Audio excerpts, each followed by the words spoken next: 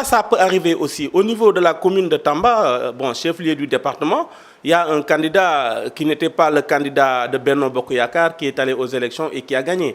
Mais en réalité, nous, ce qui nous concernait le plus, c'était le département, parce que moi, je milite au niveau du département.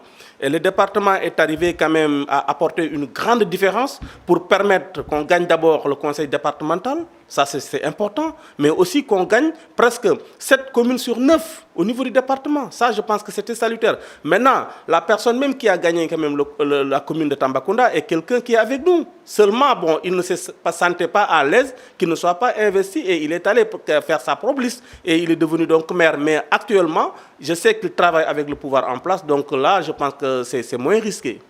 Ouais.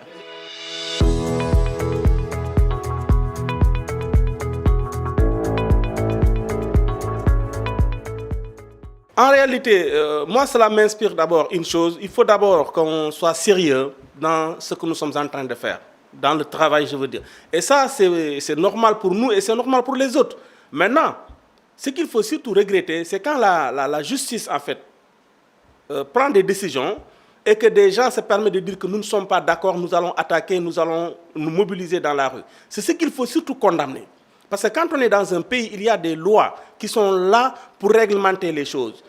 On est tous quand même obligés de se soumettre à la loi. Lorsque la loi a été quand même dite, nous, de notre côté, nous avons accepté. Parce que déjà, les gens ont reconnu quand même qu'il y avait erreur quelque part, ils ont accepté. Même si par contre, il y a des recours qui seront en tout cas déposés de part et d'autre. Maintenant, ce qu'il faut surtout déplorer, le fait qu'on est Sénégalais, on est leader politique, on voudrait peut-être demain devenir président de la République ou bien en tout cas une personne respectée dans ce pays. La justice se prononce pour un dossier, tu dis que je ne suis pas d'accord, je vais descendre dans la rue, on va brûler ce pays. Moi, ce qui m'a le plus motivé à parler, c'est ce comportement-là, ce risque que le Sénégal est en train de vivre. Et si on ne prend pas quand même des dispositions, cela peut être fatal pour ce pays-là demain. C'est la raison pour laquelle on ne m'a jamais entendu parler de certaines personnes.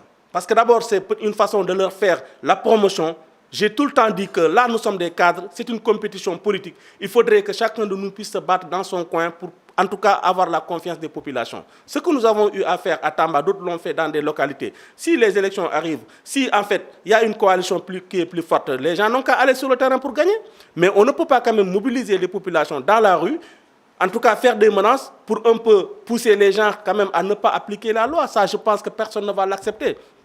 Là où je voudrais venir, parce qu'il faut quand même que je puisse le dire, on a suivi un peu l'évolution politique ces derniers mois et puis ces dernières années, je veux dire. Il y a un leader politique émergent, Ousmane Sonko, je vais citer son nom, parce que quand même, après tout, on a quand même des passages dans des grandes institutions, on peut quand même analyser le discours des uns et des autres.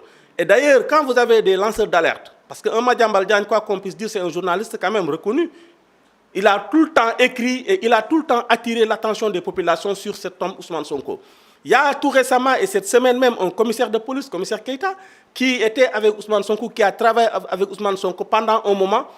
Il a carrément dit que lui, il a quand même pris un recul parce que connaissant déjà l'attitude et la mentalité du gars.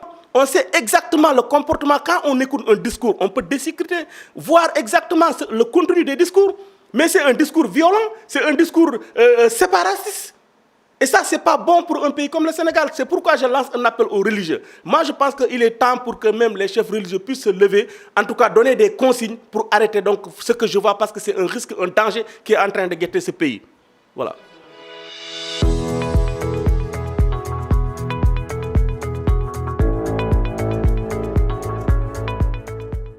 En réalité, vous savez, les sages du Conseil commun, je connais un peu parce que j'ai des anciens professeurs de droit, parce que je suis un thésard en droit. J'ai des anciens professeurs qui sont actuellement au Conseil. Je connais un peu la mentalité de ces gens. Ce sont des personnes, des sages, qui ont quand même vécu plus de 60 ans de carrière. Ces gens-là, je pense que quand même on peut leur faire confiance. Maintenant, la justice, c'est la justice. Même si par extraordinaire, on dit que la justice a tranché qu'il y avait des erreurs, il peut y avoir des erreurs de jugement, mais on est obligé de se soumettre. C'est ça la loi. Parce que déjà, quand on est candidat, on dit qu'on veut devenir président ou ministre ou quelque chose comme ça. Demain, mais vous êtes obligé de vous soumettre à cette justice parce que quand un autre président va arriver, c'est ce conseil qui va l'installer.